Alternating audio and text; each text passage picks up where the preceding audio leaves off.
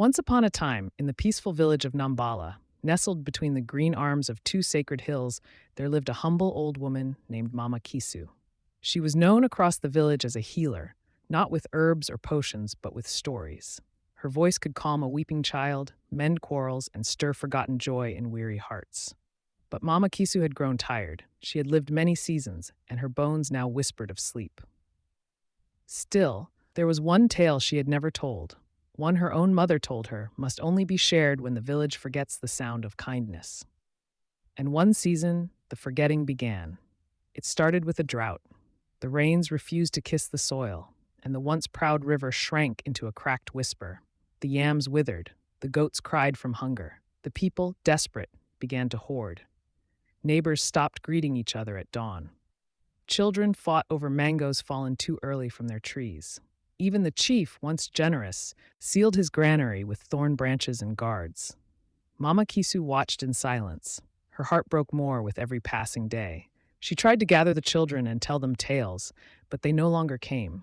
They were too busy searching for water, too angry, too tired.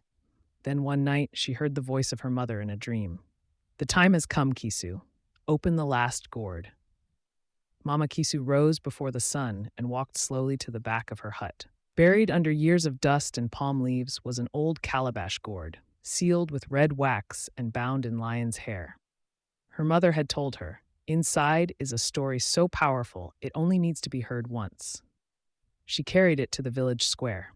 That morning, the villagers gathered, not for a feast or a festival, but out of curiosity. What was this old woman doing, holding a gourd to her chest like a newborn? Mama Kisu said nothing at first. She just sat and waited. Then she began to speak, not loudly, not urgently, but with a quiet fire that warmed even the dust-choked air. She told the story of Otto, a boy born during the last great drought. His village, much like Nambala now, had forgotten laughter and love. But Otto, though small and always hungry, never stopped sharing. If he had one morsel, he split it. If he had a sip of water, he passed it on. One day, when the river had turned to dust and the people had turned to shadows, a stranger came to the village. He asked only one question: "Who among you remembers the river's song?" The villagers were silent, except Otto. "I do," he whispered. "It sings like my mother did before she died." The stranger smiled, touched Otto's forehead, and vanished. That night, the skies broke open, rain fell. The river roared back to life. Crops grew.